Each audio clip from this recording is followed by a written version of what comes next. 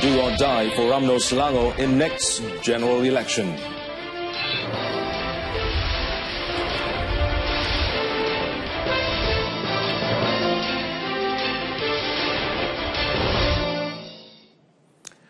Good evening, I'm Amin Carlos and welcome to News on 2.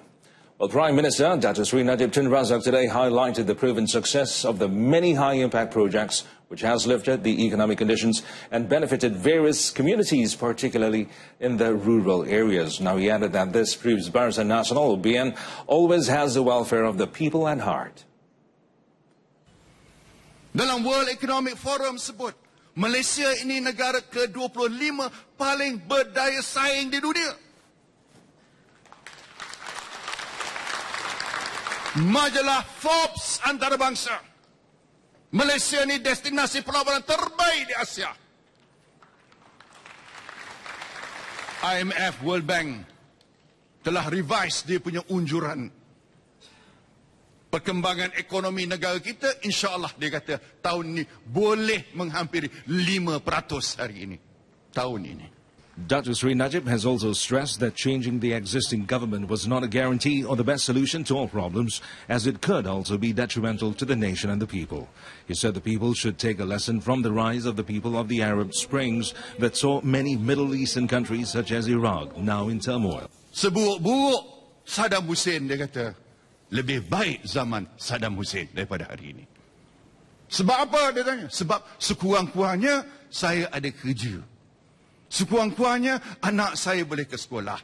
Sekurang-kurangnya ada makanan atas meja saya. Sekurang-kurangnya ada keamanan.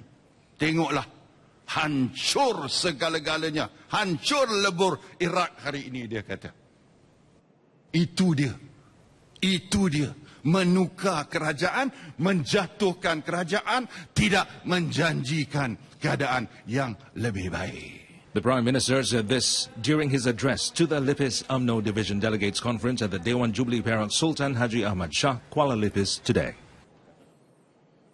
Barisan Nasional should avoid being pronounced the Talak Tiga, or the pronouncement of divorce of 3 counts by the people of Selangor in the coming general election to avoid losing the state for good. Well, Deputy Prime Minister Dato Sri Dr. Ahmad Zahid Hamidi said the coming general election would provide the last chance for BN to win back Selangor from the opposition after failing to do so in the last 2 general elections. Kalau kita mahu rujuk semula, yang kita tidak mahu talak bain, tetapi sebaliknya talak raj'i, maka di dalam PRU ke-14 kita tolak talak yang ketiga. Kita mahu menang dan kita rampas semula negeri Selangor ini. Dato Sri Dr. Ahmad Zahid, who is also UMNO Deputy President, advised BN members in Selangor to accept whoever nominated by their parties to stand as candidates for the coming general election and not to sabotage if the chosen candidates were not of their choice. He also advised Selangor BN leaders to appreciate the contributions by the party machinery at the grassroots, as they were the pulse to BN's win in the state. He said this when opening the Sabah Burnam UMNO Divisional Delegates Conference in Selangor today. Well, the company director was remanded for 6 days to assist in investigations regarding the purchase of a hotel by Felda Investment Corporation, or FIC, in Kuching, Sarawak in 2014. Well, the remand order up to August 4th was issued by Magistrate Nik Isfahani Tasnim Abdul Rahman after the Malaysian Anti-Corruption Commission, or MACC, made the appeal at the Magistrate Court today. Well, the company director, who is also the owner of the hotel, was arrested at the MACC Kuching office at 1:30 p.m. yesterday. Well, he was one of the 3 individuals arrested by the MACC to assist in the case, and the other 2 men were held at the Putrajaya MACC office after submitting their statements relating to the case. Aged 47 and 51, they were company directors selected as agents to manage the hotel purchase. And prior to this, MACC Chief Commissioner Dr. Zulkifli Ahmad instructed for investigation papers to begin on the said hotel purchase, which was suspected to have been purchased at a price for above market value. On another matter, MACC has denied rumours that there was no wrongdoing involved in the Sabah Water Department's power abuse case. The Commission said in a statement today that such claims, which were being spread online by irresponsible parties, would only confuse the public. Now, MACC said 3 individuals, former director of the Sabah Water Department, his wife and a former deputy director, have been charged with corruption and money laundering at the Kota Kinabalu Sessions Court, and the cases would be mentioned on August 8th. Now, the 3 were charged in January of a graft scandal involving 3.3 billion in federal funds meant for development in and of water facilities in the state. MACC said it will monitor and review all unverified reports that are uploaded on social media to ensure that there is no attempt to tarnish its reputation. It added that it would lodge a police report on the matter against those spreading false information. The remand order for a family involving and including the parents of a baby found dead in a well at Kampong Onlok, Batang Melaka, Jasin on Sunday has been extended to August 6th. And the 7-day extension was issued by the Melaka Magistrates Court Assistant Registrar Muhammad Anwar Ostadi this morning. Now, all the suspects were taken to court at 9:30 a.m. for their remand order to be extended to facilitate investigation under Section 302 of the Penal Code for murder. On July 23rd, a 6-day-old baby boy was found in a 20-foot well behind a house at Kampong Onlok, Batang Melaka, believed to have been murdered by his own family. The baby, wrapped in napkin, was found by the public before being removed from the well by fire and rescue personnel of Balai Jasin Bestari at about 10:30 p.m. last Sunday. And according to police, the baby was initially reported missing at 7:45 p.m. last Saturday by the victim's father, who was present at Batang Melaka police station. And police investigation, however, found that there was doubt about the legality of the baby's loss. Police arrested 6 suspects, including the baby's parents and 4 other family members living in the same house, to assist in investigations. Melaka will emerge as the first state to conduct a large-scale campaign against drugs under the National Blue Ocean Strategy, NBOS, and this cost for the program will be minimal, but with high impact, working in cooperation with the National Anti-Drug Agency, AADK, and the Melaka Stadium Corporation. AADK Director General Dr. Abdul Halim Mohammed Hussein said the initiative was commendable on the part of the Melaka state government in an effort to eradicate drugs. Low cost, high impact. Jadi ini ternyata kita tidak perlu membelanjakan beratus-ratus ribu, tetapi kita letak satu program di mana focal poinnya ada, dan inilah tempat-tempat yang kita buat. Dr. Abdul Halim was speaking to the media at a signing of a Memorandum of Understanding, MOU, between the Melaka State, AADK, and the Melaka Stadium Corporation. With a state allocation of 40,000 ringgit, Melaka recorded a decline in drug cases, particularly for new cases, which only recorded 52 cases during the first 6 months of 2017 as compared to 356 cases in the same period last year. In other developments, Dr. Halim said AADK is also planning to strengthen their efforts to control drug activities in athletes, especially during the upcoming 2017 SEA Games in Kuala Lumpur. The National Anti-Drug Agency, AADK, nabbed a married couple among 4 individuals during raids in 2 locations around Yan, Kedah last night. The couple had tested positive for opiate, and Yan District AADK Chief Muhammad Ramli disclosed that the married couple, aged between 20 and 30 years, were detained in Kampung Batu 18, Gua Cempedak, Yan, and elsewhere in Kampung Telok, Mat Aceh, Yan. 2 more suspects, who were siblings aged between 28 and 37 years, were also detained, having tested positive for methamphetamine during the urine tests. Now, the cases are being investigated under Section 3, Subsection 1 of the Drug Addiction Act 1983 for drug abuse. Johor Police and a Navy bomb disposal unit detonated an explosive device found in the waters of Endau Mersing. And the object was reportedly discovered by fishermen in the waters of Endau Mersing at 10:45 a.m. on Saturday. And according to a statement by the Royal Malaysian Navy, Endau Fishermen's Association Deputy Chairman Chia Le Quen reported the find to the Navy at the Marine Operations Headquarters, Mawila, last night. And a Navy Explosives Ordnance Disposal team was dispatched to the location at Jetty Vista to assist Johor Police in identifying the object believed to be a mine disposal charge. The object was then destroyed at Sungai Paya Mengkuang, about 5 kilometers from Jetty Vista, by the Johor Bahru Police Bomb Disposal Unit, with assistance from the Navy's team at 11:24 a.m. today. And meanwhile, the quick action of the Endau Fishermen's Association to inform the authorities proves the effectiveness of the Maritime Partners Initiative program, which came into effect on June 19th. The Domestic Trade Cooperatives and Consumerism Ministry, KPDNKK, sees pirated software in raids in 2 separate locations in Muar and Tangkak worth 63,000 ringgit. Now, the raids on the 2 premises that use the software for trading purposes is a result of intelligence and complaints from Advocate for Software Industry Business Software Alliance, that's BSA.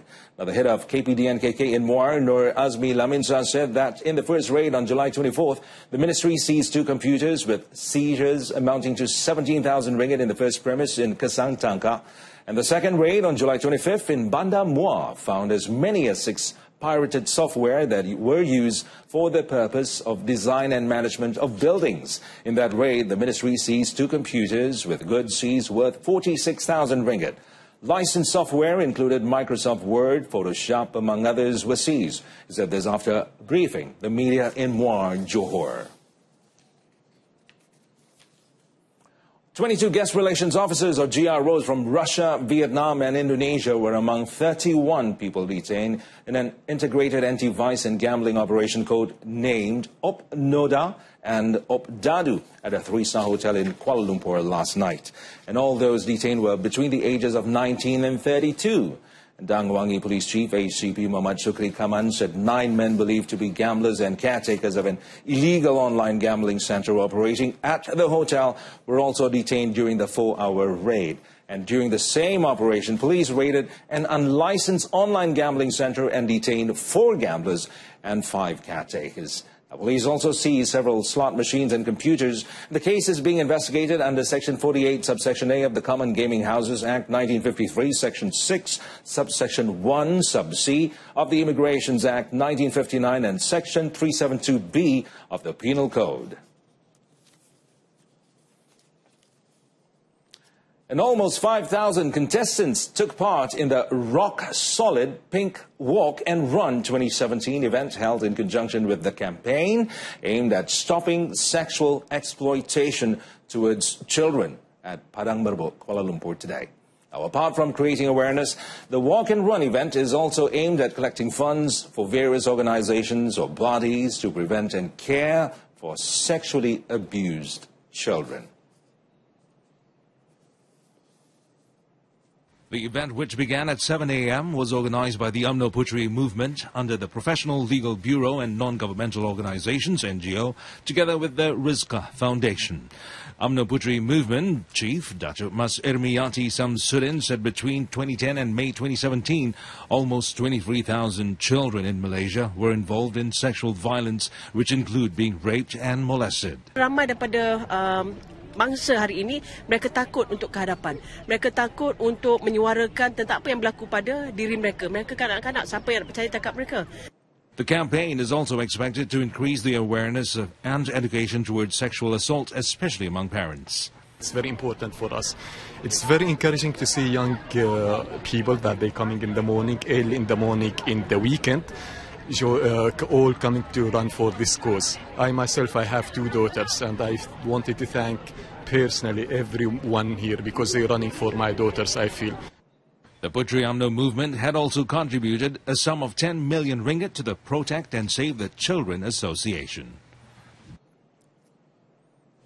Well, coming up next, Pharma achieves close to 7 million ringgit in My Best Buy program.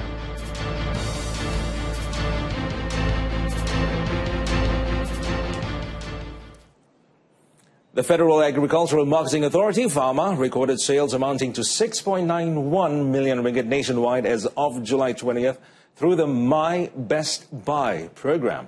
Its Director General, Dato' Ahmad Ishak, expressed his confidence that the target sales of 12 million ringgit through the program for this year can be achieved based on the overwhelming response. The My Best Buy program has been conducted 2,981 times in 132 locations throughout the country, involving 1,590 entrepreneurs. Kita mensasarkan jualan kita adalah pada tahun 12 juta. 12 juta. Hari ini, tahun ini saja. Berbanding dengan tahun sebelumnya, kita dapat sampai lebih kurang 8 juta. Jadi tahun ini kita genjakkan lagi tambahkan lagi sasaran tu. Pertama kerana tempat-tempat baru kita dapat. Dato' Ahmad said this after officiating the My Best Buy program held in Kuang, Selangor. The program is an initiative under the National Blue Ocean Strategy, or NBOS, which aims to help the public facing the rise of the cost of living.